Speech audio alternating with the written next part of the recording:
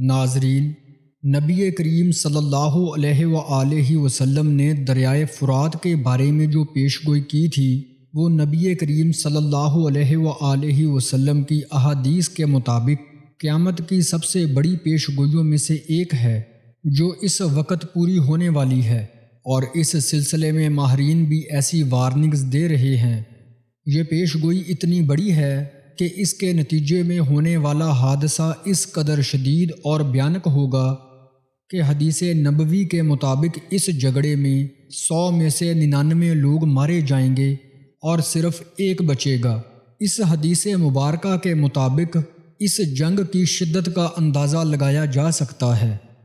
آج کی اس ویڈیو میں ہم بات کریں گے کہ یہ پیش گوئی کیا ہے اور اس کے بارے میں ماہرین اور سائنسدانوں کا کیا کہنا ہے۔ دریائے فرات اتنی جلدی کیوں خشک ہو رہا ہے اور دریائے فرات کے خشک ہوتے ہی خوفناک چیزیں دریافت کیوں ہو رہی ہیں؟ دریا کی گہرائی سے دریافت ہونے والی غاروں سے آنے والی بھیانک آوازیں کیسی ہیں؟ سائنسدانوں نے اس کے متعلق کیا حیرت انگیز انکشافات کیے ہیں؟ اس سب کے ساتھ ساتھ آپ کو دریائے فرات کی مزید اہمیت اور تاریخ بھی بتائیں گے، جس سے آپ اندازہ لگا سکتے ہیں کہ کس طرح دنیا اس آخری جنگ کی طرف بڑھتی چلی جا رہی ہے، جس کا تذکرہ احادیث مبارکہ میں بھی موجود ہے۔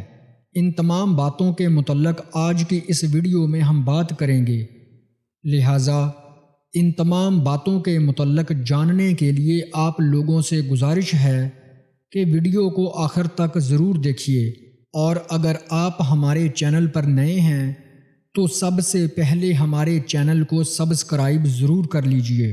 بسم اللہ الرحمن الرحیم۔ السلام علیکم ناظرین، دریائے فرات دنیا کے قدیم اور تاریخی لحاظ سے اہم دریاؤں میں سے ایک ہے۔ یہ مشرق وسطیٰ میں واقع ہے اور اس کا تعلق قدیم میسوپوٹیمین تہذیب سے ہے، جو انسانی تاریخ کی ابتدائی تہذیبوں میں سے ایک تھی۔ دریائے فرات مشرق وسطیٰ میں بہتا ہے، جو بنیادی طور پر 3 اسلامی ممالک یعنی ترکی، شام اور عراق سے گزرتا ہے۔ دریائے فرات کا سرچشمہ ترکی کے مشرقی پہاڑوں میں واقع ہے، جن پہاڑوں کو ٹورس ماؤنٹینز بھی کہتے ہیں، جہاں 2 ندیوں قرات اور مرات کے ملاپ سے دریائے فرات بنتا ہے۔ اسی دریا کے کناروں پر ایک بہت بڑی تہذیب آباد تھی جسے بابل کی تہذیب بھی کہتے ہیں۔ اس کے ایک طاقتور بادشاہ بخت نصر نے یروشلم شہر کی اینٹ سے اینٹ بجا دی تھی، یہودیوں کا قتل عام کیا، اور جو کوئی ہنر مند تھا اسے غلام بنا کر اسی دریائے فرات کے کنارے لا کر آباد کر دیا۔ اسی دریا کے متعلق نبی کریم صلی اللہ علیہ وآلہ وسلم کا ارشاد مبارک ہے، قیامت تب تک قائم نہیں ہوگی جب تک فرات خشک نہ ہو جائے اور اس میں سے سونے کا ایک پہاڑ ظاہر نہ ہو۔ اس سونے کے پہاڑ کے لیے بہت سارے لوگ آپس میں جھگڑیں گے اور جنگ کریں گے، اور ہر شخص اس سونے کے پہاڑ کی ملکیت کو حاصل کرنا چاہے گا۔ وہ جھگڑا اس قدر خونخوار ہوگا کہ ہر 100 میں سے 99 افراد مارے جائیں گے اور صرف ایک بچے گا، اور اگر تم اس سونے کے پہاڑ کو پاؤ تو تم ہرگز اس لڑائی میں شامل نہ ہونا۔ اس لڑائی میں شامل ہونے والا ہر شخص جہنمی ہوگا، اور وہ پہاڑ اللہ کی جانب سے ایک آزمائش ہے۔ ناظرین گرامی، یہ حدیث نبوی کے الفاظ کا مفہوم ہے، اور اس حدیث کی روشنی میں ہم دیکھ سکتے ہیں کہ سونے کے اس پہاڑ، یا زیادہ عام فہم الفاظ میں کہیں تو سونے کے ذخیرے کی مالیت اتنی زیادہ ہوگی کہ تقریباً دنیا کی ہر قوم اسے حاصل کرنا چاہے گی، اور وہ تمام کے تمام لوگ جو کسی بھی فریق کا حصہ بن کر اس ذخیرے کے حصول کی لڑائی میں شامل ہوں گے وہ تمام جہنم میں جائیں گے، اور آخر کار سونے کے اس پہاڑ کو اللہ تعالیٰ کی جانب سے غائب کر دیا جائے گا۔ یہ اتنی بڑی آزمائش ہوگی کہ نبی کریم صلی اللہ علیہ وآلہ وسلم نے اپنی امت کو اس فتنے سے دور رہنے کا حکم دیا ہے۔ ناظرین، اگر ہم دریائے فرات کی اہمیت کی بات کریں تو اسے تینوں مذاہب یعنی اسلام، عیسائیت اور یہودیت میں اعلیٰ مقام حاصل ہے۔ دریائے فرات کا ذکر بائبل میں بھی ملتا ہے۔ بائبل میں اسے جنت کے 4 دریاؤں میں سے ایک قرار دیا گیا ہے۔ اسلامی روایات میں بھی اس کا ذکر ملتا ہے، خاص طور پر قیامت کے دن کے واقعات کے حوالے سے۔ اور حضرت عمر رضی اللہ تعالی عنہ کا مشہور قول بھی اس دریا کے حوالے سے ہے۔ آپ نے فرمایا کہ اگر دریائے فرات کے کنارے ایک کتا بھی بھوک سے مر گیا تو قیامت کے دن اس کا حساب مجھ سے لیا جائے گا۔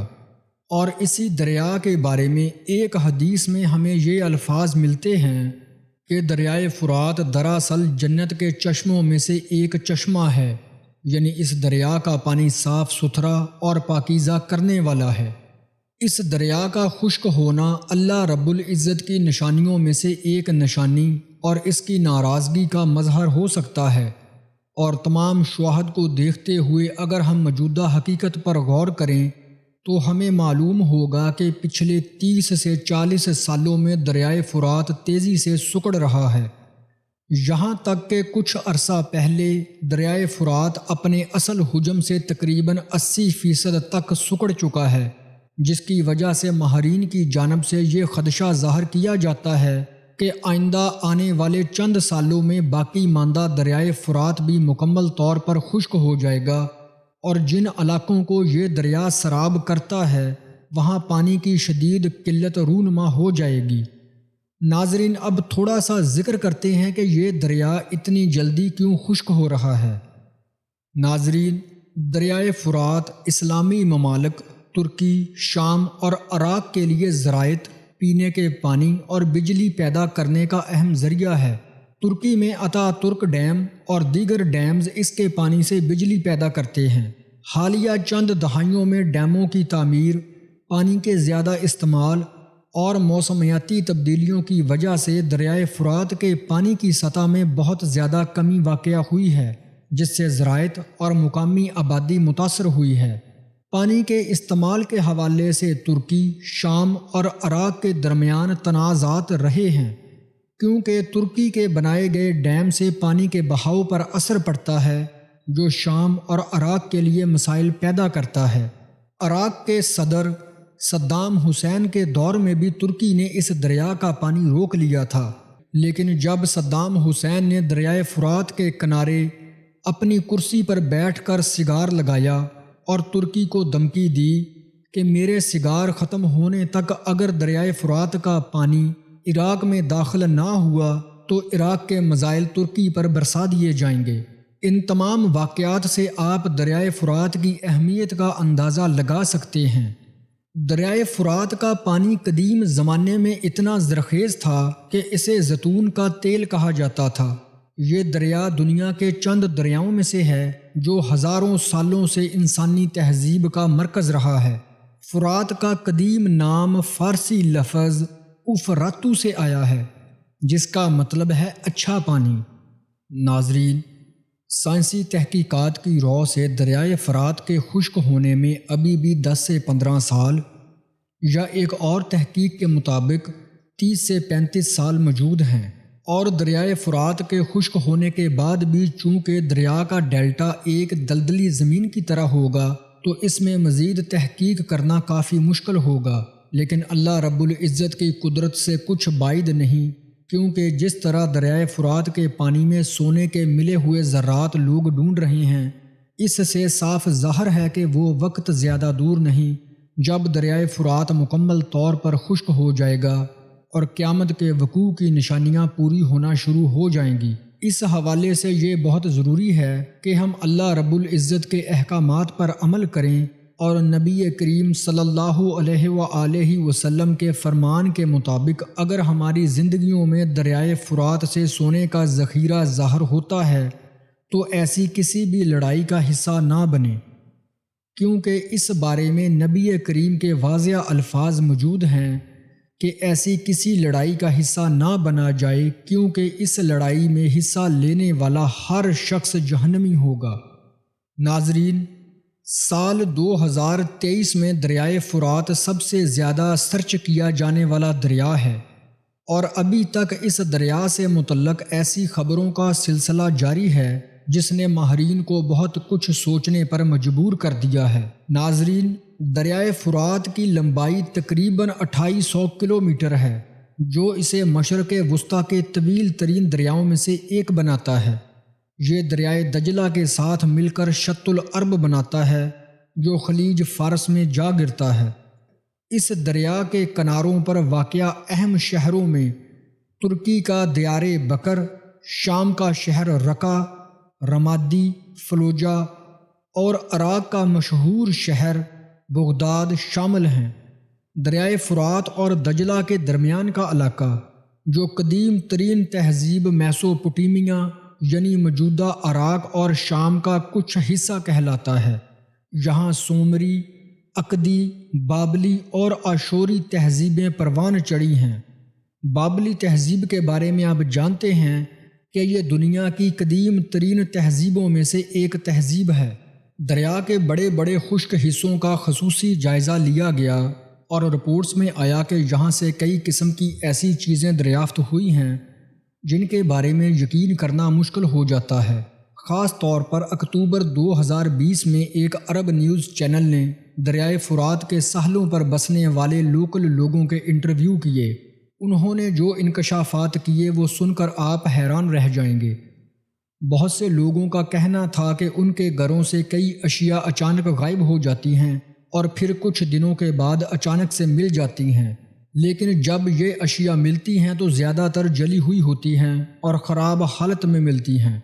سب سے زیادہ حیران کر دینے والی بات اس دریا میں موجود گہری سیاہ غاریں ہیں، جو کہ دریا کی بالکل گہرائی میں موجود تھی۔ عیسائی مذہب کے پیروکاروں کا کہنا ہے کہ یہ غاریں صدیوں سے شیطانوں کا گھر بنی ہوئی ہیں، اور یہ نظریہ دریائے فرات کے کنارے بسنے والوں کی کہانیوں سے کافی ملتا جلتا دکھائی دیتا ہے، جس میں وہ کہتے ہیں کہ ان کے گھروں کی چیزیں غائب ہو جاتی ہیں اور انہیں عجیب و غریب آوازیں بھی سنائی دیتی ہیں۔ اس طرح ان کے ایک اور فرقے کے مطابق ان غاروں میں کچھ فرشتوں کو قید کیا گیا ہے جو مدد کے لیے پکارتے رہتے ہیں۔ ناظرین، فرشتوں کے وجود پر ایمان لانا ہمارے دین کا حصہ ہے، لیکن بحیثیت مسلمان ہمارا اس نظریے کو لے کر کوئی عقیدہ یا یقین نہیں ہے کہ ان غاروں میں شیطان بستے ہیں یا فرشتوں کو قید کیا گیا ہے، کیونکہ ایسی کوئی بات قرآن اور حدیث سے ثابت نہیں ہے۔ البتہ دریا کی خشکی کو قرب قیامت کی ایک نشانی ضرور بتایا گیا ہے جس پر ہم سب مسلمان یقین رکھتے ہیں۔ ناظرین، یہاں آپ کو دریائے فرات کی مزید اہمیت اور تاریخ بتاتے چلیں، جس سے آپ اندازہ لگا سکتے ہیں کہ کس طرح دنیا اس آخری جنگ کی طرف بڑھتی جا رہی ہے، جس کا تذکرہ احادیث مبارکہ میں بھی موجود ہے۔ ناظرین، یہ دریا ترکی سے گزرتا ہوا عرفات شام کے علاقے میں داخل ہوتا ہے۔ رفح وہی شہر ہے جہاں سیدنا ابراہیم علیہ السلام کو نمرود نے آگ میں پھینکا تھا اور آگ اللہ کے حکم سے سرد ہو گئی تھی۔ آج اس آگ والی جگہ پر ایک خوبصورت تالاب ہے جس میں رنگ برنگی مچھلیاں تیر رہی ہوتی ہیں۔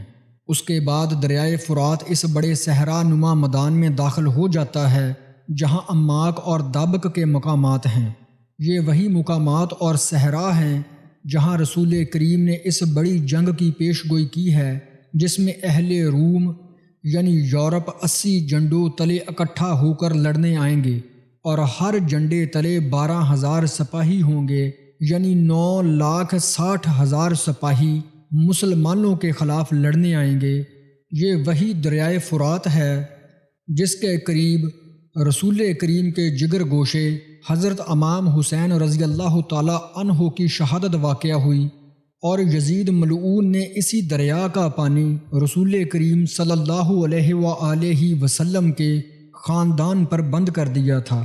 قریب و جوار میں حضرت علی رضی اللہ تعالی عنہ کا نجف ہے۔ یہ دریا اپنے ہم رکاب ذرا فاصلے پر بہنے والے دریائے دجلہ کے ساتھ بہہ کر آپس میں مل کر شط العرب کے مقام پر خلیج فارس میں ڈوب جاتا ہے۔ سیدنا ابراہیم علیہ السلام سے لے کر آج تک یہ دریا لا تعداد اہم واقعات کا شاہد ہے۔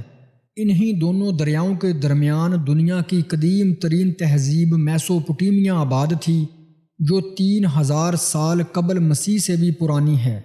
اسی دریائے فرات اور دجلہ کے مقام پر واقع ڈیلٹا میں قادسیہ کی جنگ ہوئی تھی، جہاں اپنے زمانے کی عالمی قوت ایران سیدنا فاروق اعظم رضی اللہ تعالی عنہ کے زمانے میں عرب کے مسلمانوں کے ہاتھوں ذلت امیز شکست کا شکار ہوئی تھی۔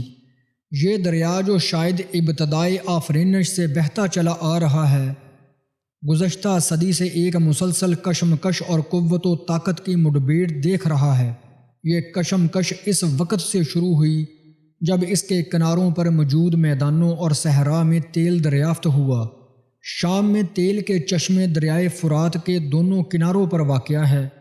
یہاں سے روزانہ 3,85,000 بیرل تیل نکالا جاتا ہے، جبکہ عراق کے تیل کے کنویں دجلہ اور فرات دونوں دریاؤں کے آس پاس پھیلے ہوئے ہیں، اور اس کے پاس اب 140 ارب بیرل کا ذخیرہ موجود ہے۔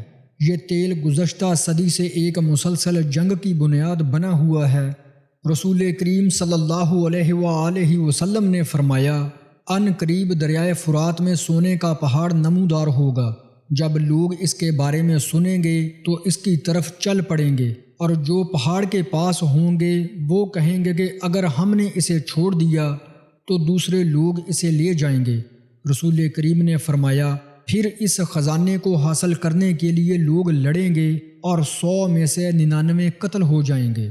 جابر بن عبداللہ رضی اللہ تعالی عنہ سے روایت ہے کہ رسول کریم نے فرمایا، وہ وقت قریب ہے جب عراق والوں کے پاس غلہ اور درہم یعنی پیسے نہ ہوں گے۔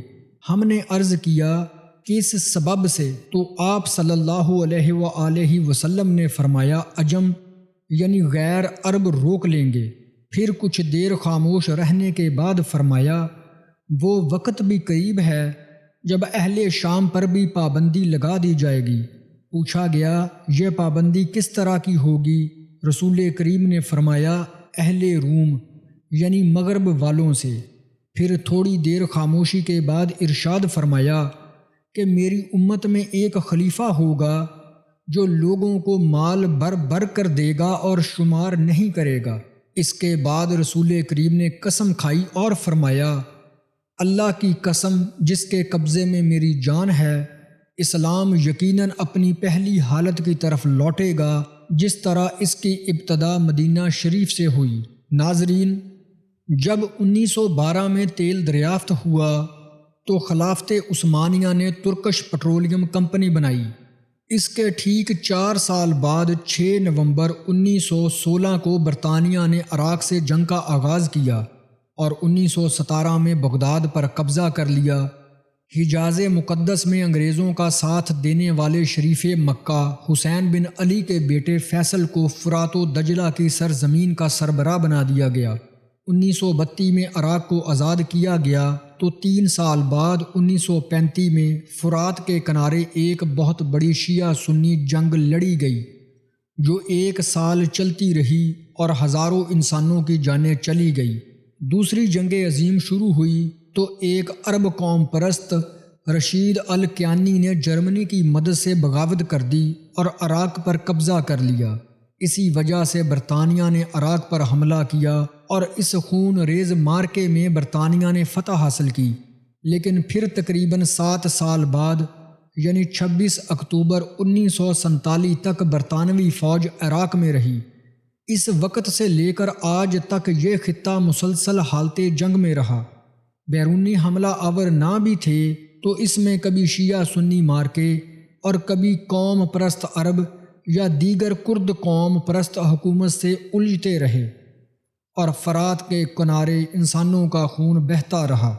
یہاں یہ بات بھی قابل غور ہے، جب چنگیز خان کا پوتا ہلاکو خان عراق میں داخل ہوا تو اس نے اتنی قتل و غارت کی کہ مسلمانوں کے خون سے دریائے دجلہ اور دریائے فرات کا پانی سرخ ہو گیا تھا۔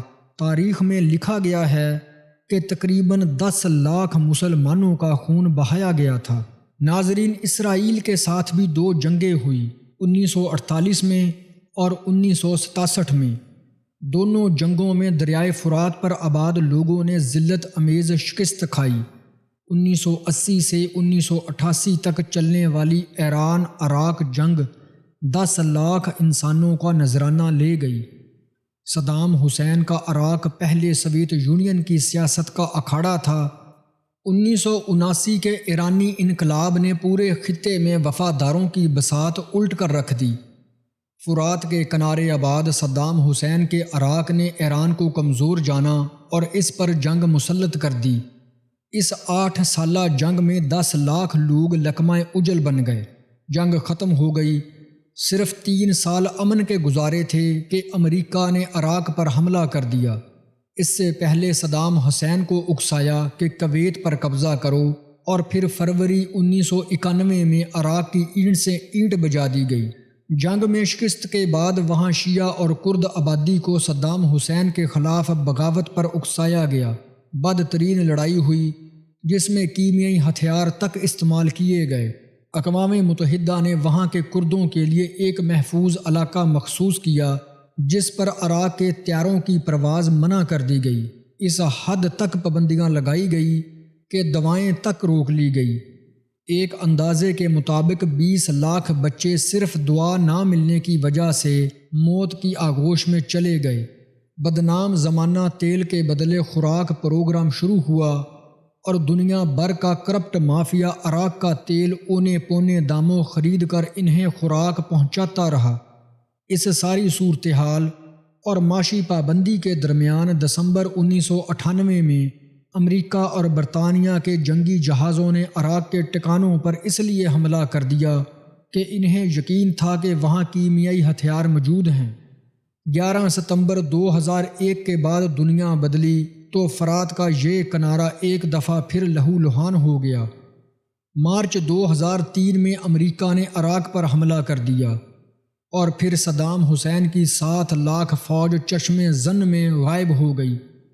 بیچ چوراہے لگا صدام کا مجسمہ امریکی فوجیوں نے گرایا اور بغداد کے تخت پر حکومت کے لیے ایک کونسل بنا دی گئی۔ اس دن سے دسمبر 2005 تک امریکی فوج القاعدہ اور دہشت گردی کے نام پر بغداد میں قتل عام کرتی رہی۔ ناظرین، کیسی کیسی کہانیاں ہیں جو اس دور میں منظر عام پر آئی۔ ابو غریب جیل میں انسانوں پر کتے چھوڑنے سے لے کر جنسی زیادتیوں تک سب کچھ ہوا۔ عراق کے شہروں میں بار بار محاصرے کر کے دہشت گردوں کی تلاشی کے نام پر عام شہریوں کو تشدد اور قتل و غارت کا نشانہ بنایا گیا۔ یہ آزادی، جمہوریت اور حقوق کی جد و جہد کے نام پر عرب ممالک میں ایک تحریک تھی جو تقریباً ہر ملک میں اچانک اٹھ کھڑی ہوئی۔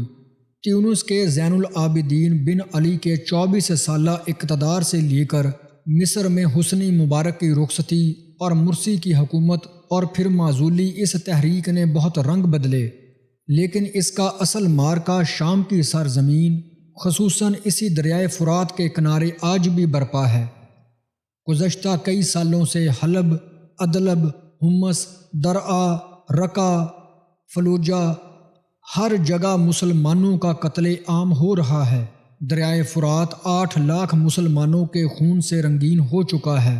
10 لاکھ یتیم اردن اور سعودی عرب کے علاوہ شام اور ترکی کے بارڈر پر موجود کیمپوں میں زندگی گزار رہے ہیں۔ 60 لاکھ لوگ ہجرت کر کے دنیا بھر کے ممالک میں پناہ گزین ہیں۔ صرف ترکی میں 40 لاکھ گروہ باز نہ آئیں۔ اس لیے رسول کریم نے فرمایا، سب سے پہلے فارس والے ہلاک ہوں گے اور پھر اس کے پیچھے عرب والے۔ اس جنگ سے دور رہو، اس جنگ سے علیحدہ ہو جاؤ کہ یہ جنگ صرف اور صرف مسلمانوں کا خون ہی بہائے گی۔ اللہ رب العزت سے دعا ہے کہ ہمیں اور ہمارے ایمان کو کسی بھی آزمائش سے محفوظ رکھے اور ہمیں سیدھی راہ پر چلتے ہوئے ایمان کی سلامتی کے ساتھ اپنے حضور پیش ہونے کا موقع عطا فرمائے۔ ناظرین، یہ تھی ہماری آج کی ویڈیو۔ ہم امید کرتے ہیں کہ آپ کو ضرور پسند آئی ہوگی۔ اگر آپ کو یہ ویڈیو پسند آئی ہے تو آپ سے گزارش ہے کہ آپ ہمارے چینل کو ضرور سبسکرائب کر لیں اور ساتھ ہی لگے بیل کے بٹن کو بھی پریس کر لیں تاکہ آپ کے پاس ہماری آنے والی مزید معلومات افزا ویڈیو کا نوٹیفیکیشن بر وقت پہنچ سکے۔ سبسکرائب کے ساتھ ساتھ ہماری ویڈیو کو لائک بھی کریں اور اپنی قیمتی رائے کا اظہار کمنٹس میں بھی کریں، اور ویڈیو کو اپنے دوستوں تک شیئر ضرور کریں۔ اگلی ویڈیو تک کے لیے اجازت دیجیے۔ اللہ حافظ۔